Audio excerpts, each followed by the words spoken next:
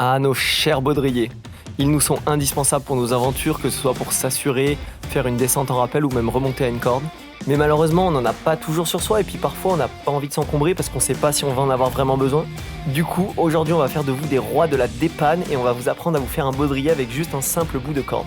Cette technique nous a servi déjà plusieurs fois, comme par exemple dans la vidéo où on marche au-dessus des nuages. Avant de partir, on savait pas s'il y avait besoin de s'encorder sur l'arête, donc on a juste pris une vingtaine de mètres de corde qui nous a permis de nous faire un baudrier chacun relié l'un à l'autre. Comme ça, on a pu se sécuriser quand on en avait besoin et on n'a pas encombré nos sacs davantage. Juste avant de commencer, comme vous vous en doutez sûrement, on fait pas de miracle. Un baudrier en corde, c'est beaucoup moins confortable qu'un vrai baudrier, donc c'est vraiment à utiliser pour se sécuriser dans des portions faciles ou bien en cas de force majeure. Rentrons dans le vif du sujet. Pour réaliser votre baudrier, il vous faudra dans un premier temps une boucle qui a à peu près l'envergure de vos deux bras écartés. Vous pouvez directement utiliser un anneau de sangle, encore plus simple pour la réalisation, mais là attention, déjà niveau confort, on diminue encore d'un cran.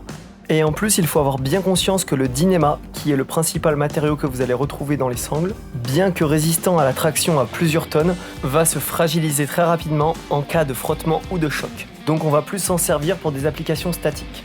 Si vous n'êtes pas sûr de ce que vous faites, utilisez de la corde, c'est bien plus safe. Vous avez alors deux possibilités qui s'offrent à vous. Soit vous utilisez un morceau de corde dédié pour vous faire un baudrier indépendant, soit vous allez utiliser l'extrémité d'une corde. Pour le premier cas de figure, prenez un morceau de corde qui fait à peu près 2 fois et demi l'espacement entre vos bras. Prenez ensuite les deux extrémités et placez-les comme je suis en train de le faire. Saisissez l'un des premiers brins et venez faire une boucle autour du deuxième. Réalisez une deuxième boucle ensuite en faisant bien attention de passer bien derrière la première.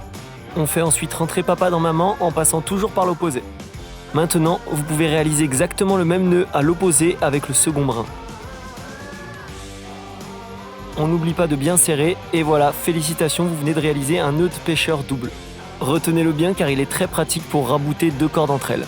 Pour être sûr qu'il soit bien réalisé et que vous ayez fait les boucles dans le bon sens, vous devez avoir deux brins qui passent sous un troisième à l'opposé l'un de l'autre. Attention, si vous avez deux brins qui passent sous le troisième par le même côté, c'est que vous n'avez pas passé votre deuxième boucle derrière la première. Ce nœud ne tient pas et se défait, donc contrôlez toujours quand vous en faites un. Si vous voulez utiliser l'extrémité d'une corde pour réaliser votre baudrier, dans ce cas-là, on ne va pas utiliser le même nœud. On reprend à nouveau à peu près 2 fois et demi l'espacement entre vos bras. Et cette fois-ci, vu que vous n'avez qu'une extrémité, vous allez faire une boucle sur votre corde à la distance que vous venez de choisir. Prenez votre extrémité de corde et passez-la dans la boucle. Faites-lui faire le tour du brin qui va en direction du reste de votre corde et repassez-la dans la boucle. Serrez bien votre nœud et voilà, vous venez de réaliser un nœud de chaise. Très important par contre, ce nœud a la particularité de ne pas se serrer. Il vous faut absolument donc faire un nœud d'arrêt, sinon il va se défaire. Pour ce faire, vous avez juste à réaliser le nœud que je viens de vous apprendre juste avant, en utilisant l'extrémité de corde qui dépasse. Dans ce cas-là, ce nœud s'appelle un demi-pêcheur double, car il n'a pas son homologue en face. Vous vous retrouvez donc avec une grande boucle à l'extrémité de votre corde. On peut maintenant passer aux choses sérieuses. Prenez votre anneau, qu'il soit en sangle ou en corde, passez-le derrière votre dos comme je suis en train de le faire. Vous devez avoir un brin qui passe sous les fesses et l'autre dans le bas du dos. Tenez les deux extrémités devant vous avec l'une de vos mains et allez en chercher une troisième en prenant le brin qui passe sous vos fesses entre vos jambes. Maintenant, faites passer les deux premières extrémités que vous teniez à une main à l'intérieur de la troisième par le dessous. Vous vous retrouvez donc avec deux boucles et essayez de les faire travailler au maximum pour que votre baudrier soit bien ajusté. Faites maintenant un nœud classique avec les deux boucles qui ont dû pas mal s'allonger en les ajustant. Vous pouvez même faire un deuxième nœud si vous avez de la marge. Vous n'avez plus que maintenant à passer un mousqueton dans vos boucles bien serrées qui vous servent de pontet. Et voilà, vous êtes bien harnaché avec autant de sécurité qu'un vrai baudrier, bien évidemment le confort en moins. Si vous avez utilisé l'extrémité d'une corde, repensez bien à faire un autre nœud d'8 pour vous encorder directement sur ce nœud.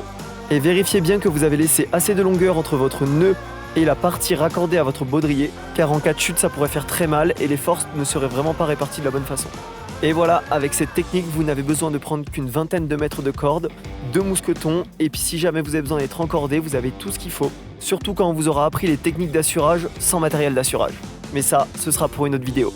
On espère vraiment que cette vidéo vous aura plu et qu'on aura fait de vous des MyGavers de la montagne. On a encore plein d'autres choses à vous montrer, alors n'hésitez pas à vous abonner à la chaîne, liker, commenter. Et nous on vous dit à la prochaine, portez-vous bien, ciao les poules.